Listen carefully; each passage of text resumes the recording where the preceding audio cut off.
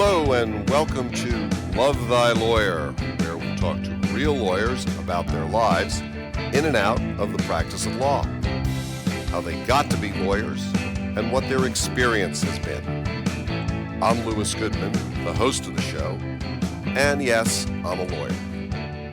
Nobody's perfect. She uses tech-focused innovation to support attorneys in their work. She delivers next-generation technology, process, and business growth services. She supports her firm in collaborating with legal communities and experts worldwide. She was named one of the 5 most influential women in tech. She serves on the board of the Alameda County Bar Association's Pro Bono Division, and with a little bit of luck, she will be able to explain what all of this means. Maya Markovich, welcome. Thank you so much, Louis. It's great to be here. I'm happy to have you. We don't know each other personally, but I've been very impressed by your work and your resume and the kind of things that you and your firm are doing. So I'd like to delve into that a little bit. Yeah, you bet. Looking forward to it. Where are you physically located these days? I live and work in Oakland. And how long have you been here in Oakland? We moved to Oakland back in 2007. And I've been working. I was lucky enough to score a job with offices right on Lake Merritt about 6 years ago. Where are you from originally? Palo Alto. What high school did you go to? I went to Castellea, which is a small girls' school, and then didn't go very far from home. Did you enjoy that experience? Yeah, it was great. It was great for me. It was just the right environment for somebody who wanted to just play sports and figure out who she was. What sports did you play? I played mostly water polo and swimming, although I also did soccer. Now, when you graduated, where did you go to college? I went to Stanford, which is why I really didn't go very far. And I was there for a bachelor's and master's. So I spent an extra year getting my master's at Stanford after undergrad. Well, Stanford's a very good school, isn't it? Thank you. What did you get your master's in? Psychology, social and organizational psychology. Did you practice in that field at all? No, initially I got my bachelor's and master's in those fields, and that led me originally to the field of change management consulting in technology, where I was really leveraging a lot of that, how people make decisions, how hard it is for people to collaborate, how to get over kind of the humps of people not wanting to change but needing to, and all that good people stuff. At some point you decided to... Yes, I did. When did that occur? Well, I was doing change management consulting, and I was, using a lot of my background, and was, a pretty high-flying career. But at that point, I realized that I wanted to have a broader social impact, and law seemed like the right way to do that. My plan was to go into environmental law. I wanted to be an attorney at Unmatched. Well, usually when people do environmental law, they end up at Chevron. Right. That's not what I wanted to do. So how long did you work between the time you got your master's at Stanford and the time you decided to go to law school? Let's see. It was probably that's a good question, 4 years. And where did you go to law school? I went to Hastings, and I was attending Hastings right in the middle of the first Silicon Valley tech boom. How did you like being at Hastings? I thought it was, I didn't love law school as much as some people did, but I was there for, I was trying to work through what I really wanted to do. And as it turned out, I changed my mind a few times. And so Hastings was a great place to kind of try out a lot of different avenues and see which one might fit. And so I loved it in that sense. One of the things that I've said a number of times on this podcast is that I went to Hastings and I really enjoyed the experience. So, different people, have different experiences, but mine was good. So I'm glad to hear yours was too. Yeah. No, I loved learning, but the stress was something I had to get used to. Let's put it that way. Do you think that having worked in a professional field between the time you left college, and when I say college, I'm kind of including the master's program, and the time you started law school, that 4-year interim, do you think that allowed you to focus more clearly once you got to law school? Definitely. I think it's a really good thing for people to try to do. And I saw folks that came straight from their university undergrad career into law school. And I think that they struggled a little bit more because they hadn't really given themselves the time to think about what they really wanted to do. There were a few, of course, that were driven from, the time they were in kindergarten to be lawyers of some certain kind. But, real world experience for me, it made a lot of difference. Yeah, I always thought that the people who did the best as law students in my class at Hastings were women in their late 20s who had had some kind of professional work experience between the time they graduated from college and the time they went to law school. They were all focused. They all really knew what they were there for. That describes me to a T. So yes, indeed. What did your friends and family say when you told them that you wanted to go to law school? Well, my siblings, who are both older than me and both attorneys, loved it. They thought it was just, the normal course of events. And my parents, who are academics, thought it was totally shocking that 3 of their kids would be lawyers. But it worked out. When you got out of Hastings, what did you first do in terms of work? Actually, before I decided to go to Hastings, I was kind of trying out the legal industry, and I was a paralegal at Wilson Sonsini down in Palo Alto. So that was even before, yeah. So did you go to work for them when you got out? No, I didn't. I actually, my first jobs after that, I worked at Leaf Cabraser. I worked for a couple of consumer plaintiff side solo practitioners, and I did some doc review, of course, as well. Like everyone was doing at the time. You don't actually practice law right now, but you're involved in some very interesting work that supports attorneys in their practices. And I'm wondering if you could give us a brief overview of what it is that you and your firm do. And who is your firm? Yeah, sure. So I work for Dentons, Nextlaw Labs, which was founded by Dentons back in 2015. It was the first initiative of its kind, and being a tech-focused legal innovation catalyst. What does that mean? What does that mean? Oh, it can be, there are no 2 days that are the same. That's for sure. I can be doing anything from, vetting legal tech startups for potential investment in our portfolio. We have an investment arm, Nextlaw Ventures. I also work a lot with the global practice leaders, helping them define and prioritize and execute on their innovation strategies. I work a lot with the clients themselves who are having their own kind of challenges and pressures being put on them around, changing the way that they run their legal departments. And so I can, basically the common thread is, bringing together psychology, change management, technology, marketing, and law kind of in this unique role. And it's a huge opportunity to be part of creating this meaningful and substantive change in the legal industry.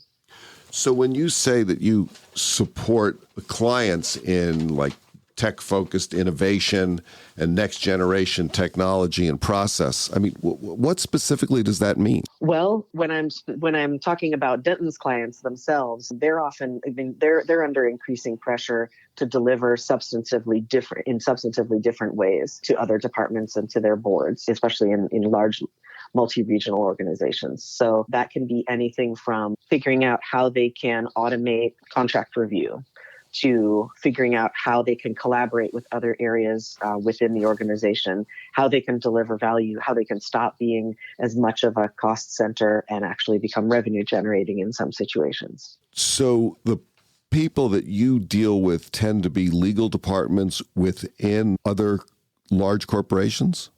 Yeah, usually. Who we're talking to are the CLOs, the chief legal officers, general counsel, their teams, legal operations teams, and that kind of thing. But that's sort of just the one side of the coin. The other side of the coin is what we also call kind of our Nextlaw clients, which are people within Dentons who are trying to also tap into a lot of the same trends and push towards new and different ways of delivering services to their clients.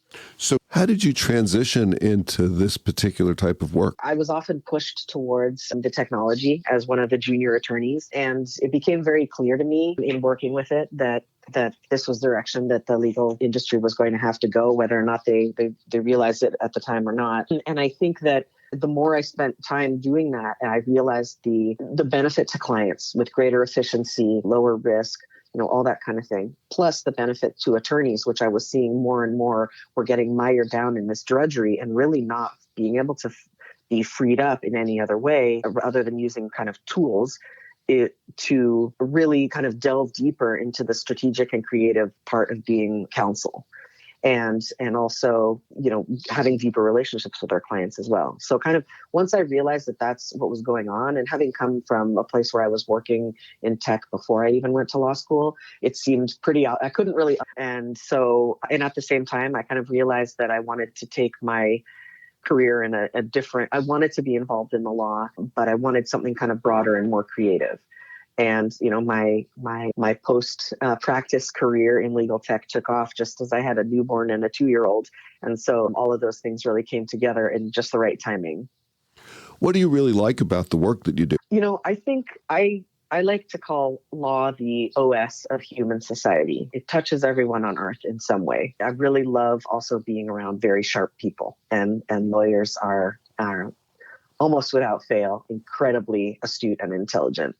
Yeah, I think so. I mean, that's one of the things I really like about doing this podcast is I get to talk to lawyers. No, I'm very serious about that. Would you recommend law as a career to a young person just coming out of college? That's an interesting question, because I probably get different kinds of questions than some of your other guests. I get a lot of outreach from law students and young career professionals. They're asking how they can leverage their legal education in different ways, like I have. And so I'd have to say there's a lot more opportunity now than there used to be to contribute meaningfully to organizations or efforts outside of, straight law practice, things like legal operations, legal tech companies, just legal transformation stuff that I'm doing, and consulting. And so if they're interested in anything with a basis of law along those lines, then I do recommend it. What advice would you give to a young person just starting out in a legal career? I would say a couple of things. The first I would say is take every opportunity that you're offered, even if you don't think you're ready for it. And the other thing I would say is, don't feel as though you've locked yourself in any way. I mean, it's hard to say. It's hard to absorb that message. And I certainly didn't feel that I felt I had been locked in, basically by virtue of my student loans, that I was in a situation I had to kind of make it work as a practicing attorney. And then things just started opening up a little bit more and more. So it's hard to say, it's hard to tell people, don't feel locked in. But there are so many rewarding things about being part of the legal industry and part of the kind of the legal community that I think it's definitely worth it. Is there anything that you know now that you really wished you had known before you had gotten started doing that? Yeah, that's a great question. I love that one, because mine is probably more tactical and less kind of philosophical. But I would say, proactively cultivating your future network, starting in law school with students and professors, and not kind of with a cold kind of someday I might need you kind of way, but actually in a way that like you're building your community. And you never know what interesting things people will be going on to do. And it's great to keep in touch with them. Do you have any specific tactics or strategies for building your network? Well, I would say, I spend time on LinkedIn, really trying to, and Twitter, looking for and trying to keep abreast of the interesting things that are going on. In my particular field, there's just a lot of really cool stuff going on pretty much all the time, and people doing a lot of very deep thinking about how to improve the legal industry and the practice of law in fundamental ways. And so I have, I try to not go too deep, but whenever I see someone that's talking about something interesting, I just go ahead and reach out to them, because I find that that's the best way to kind of cultivate different perspectives. What do you think is the best advice you've ever received? Oh, the best advice I've ever received is that day-to-day happiness in your work is part of the compensation package, and really to look beyond the numbers when evaluating if a position is right for you. You have a slightly different perspective on the legal system than most of the people who I talk to for this podcast. So I'm wondering, what, if anything, would you change about the way the legal system works from your perspective? Oh, that could be a whole separate podcast. I spend all my work hours thinking about things like this. I would make it, first off, I would make it more user-centered. I would make it obviously more easily understandable for those who are forced to navigate it on their own.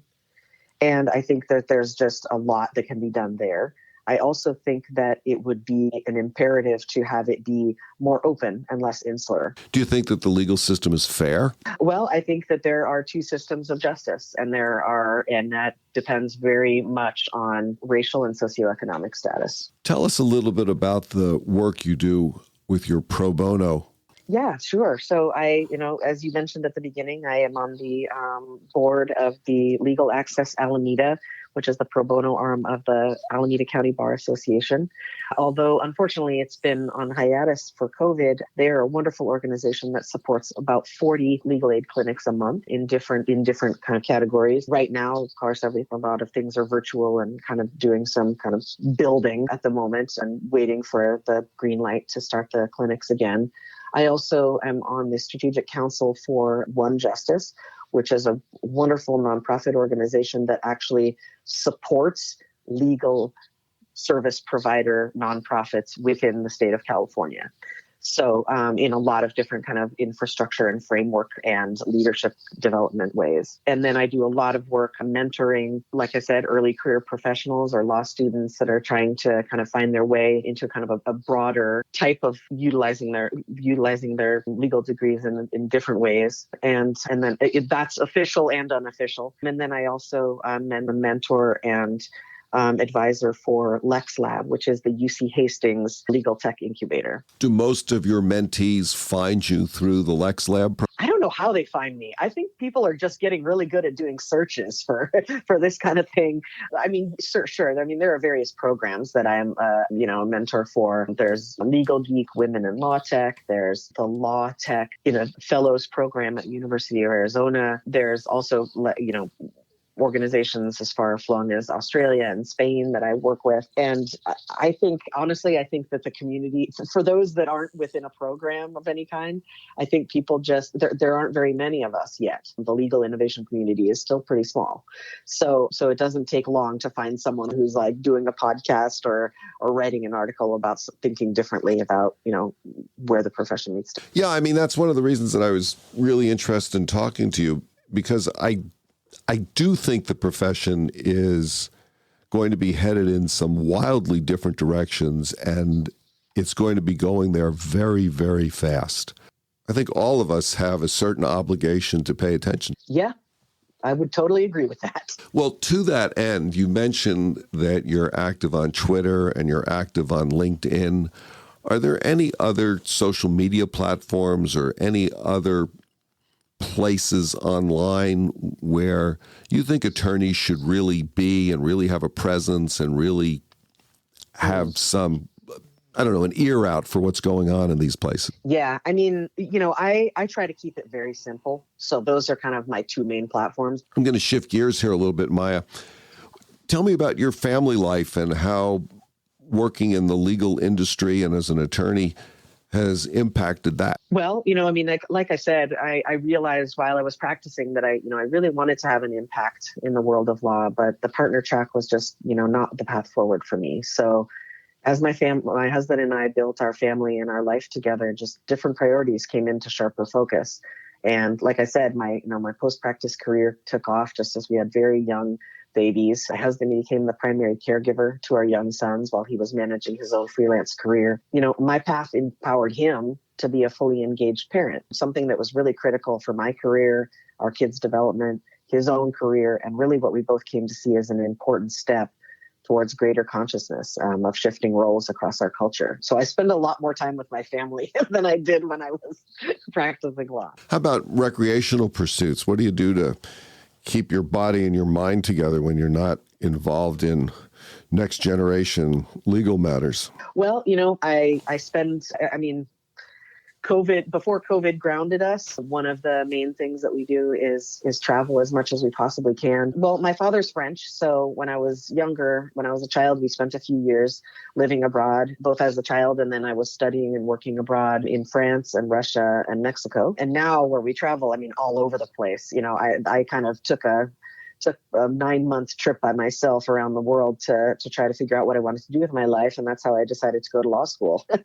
So we're taking our kids now everywhere we possibly can. We want them to understand that there are different perspectives and different ways of leading your life and different challenges that happen. And also how many commonalities there are among the human race, no matter where you are. Where'd you go on the 9-month? Oh, let's see. I spent 3 months in Australia, a month in New Zealand. Then I went over to Russia, where I had a lot of friends from my semester abroad, and I was there for a while. And then I went down to, Turkey, and then just made my way west across Europe. I took two fairly long trips. One was about 9 months. One was about 6 months when I was in law school and then shortly after.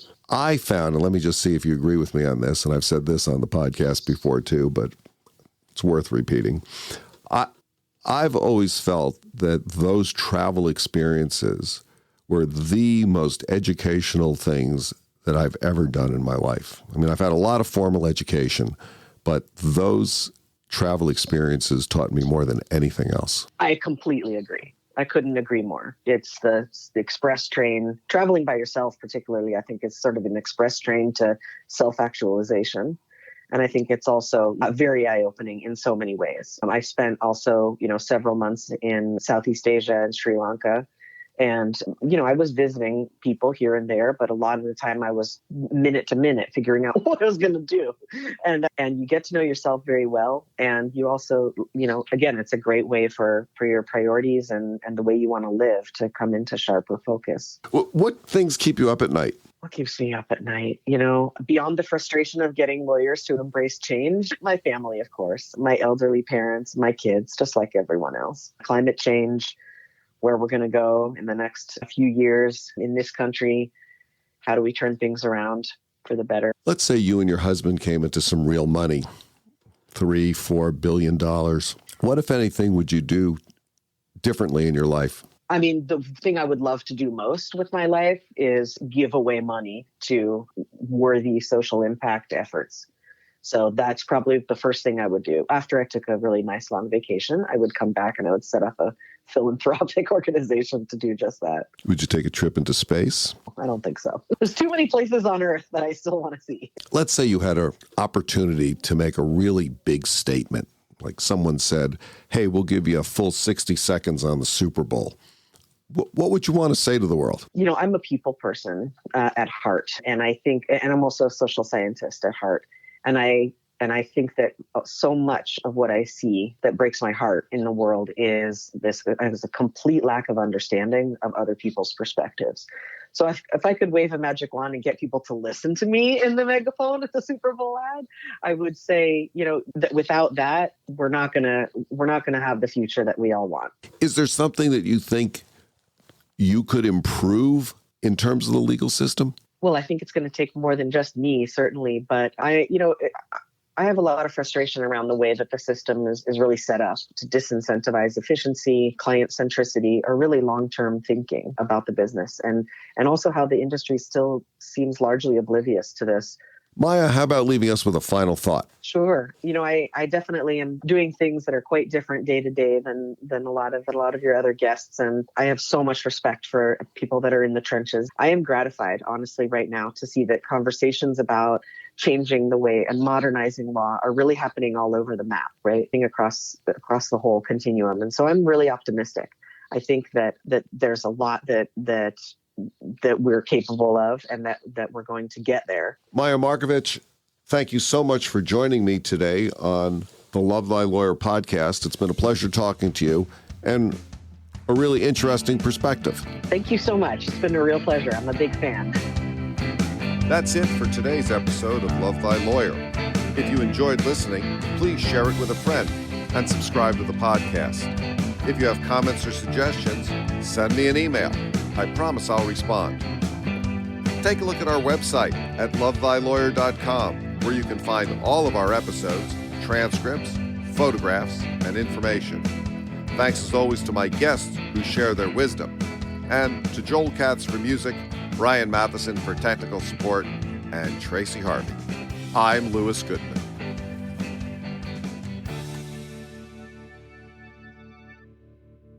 I think I would want to do, this is a classic kind of legal transformation answer, but you don't know the answers until you do the research. Not really. I should have given that one a bit more thought. Don't include that part.